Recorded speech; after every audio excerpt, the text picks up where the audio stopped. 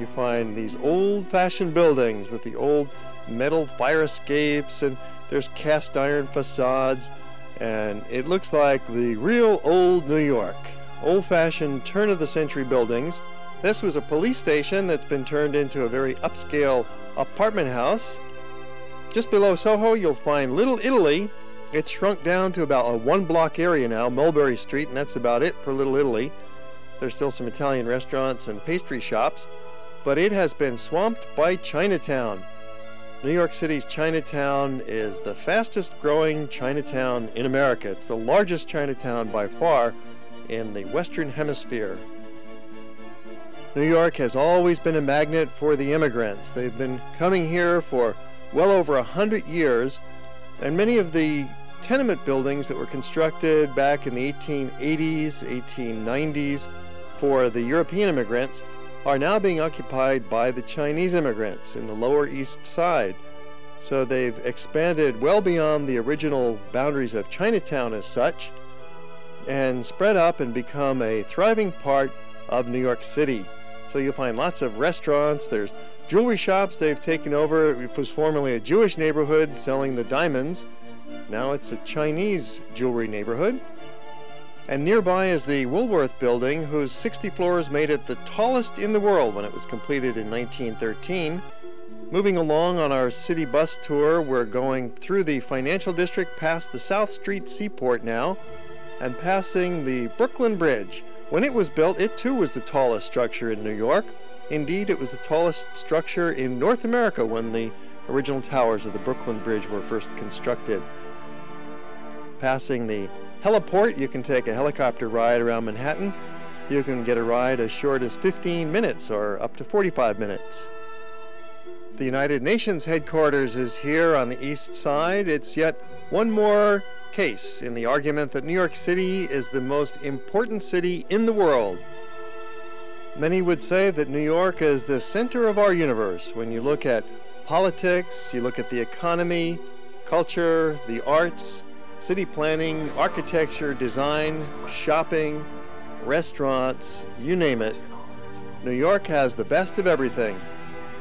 Now, to live in New York takes a special kind of person to put up with New York City every day in your face. You have to be a hardened urban type, preferably with a lot of money so that you can enjoy the finest things in life. But for the visitor, it's a delight. 3 days, 4 days, maybe 5 days in New York, you get a chance to sample all of its wonderful highlights, such as Central Park, as we're driving past now, Grand Army Plaza over to Columbus Circle, and we will make our way up Central Park West. We're heading past the deluxe apartment buildings of the Upper West Side. It's a delightful neighborhood to live in. There's some very elegant and aristocratic condominiums here. The American Museum of Natural History is in this neighborhood. We'll be coming back into the American Museum in just a few minutes in the program after the bus tour, stopping off at the Cathedral of St. John the Divine. It's been under construction since 1892, and currently it's about 2/3 finished.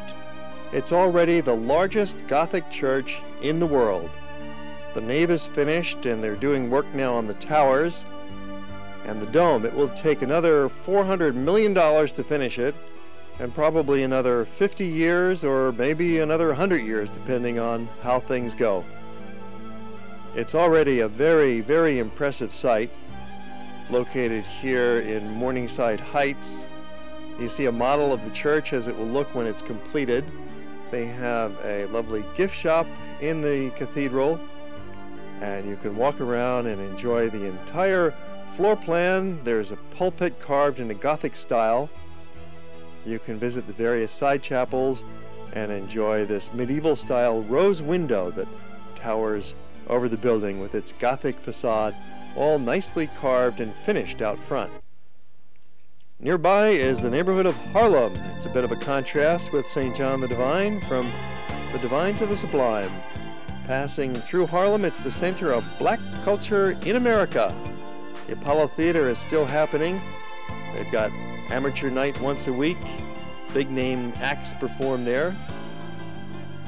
For many, the image of Harlem is a ghetto filled with drugs and crime, but really it's a working-class neighborhood with wide boulevards, a lot of housing, good public transportation, lots of jobs, beautiful churches, and flourishing artistic and educational institutions. Another view of Manhattan from the rooftop of the Metropolitan Museum of Art looking across Central Park. The cultural diversity of this small island is always astonishing.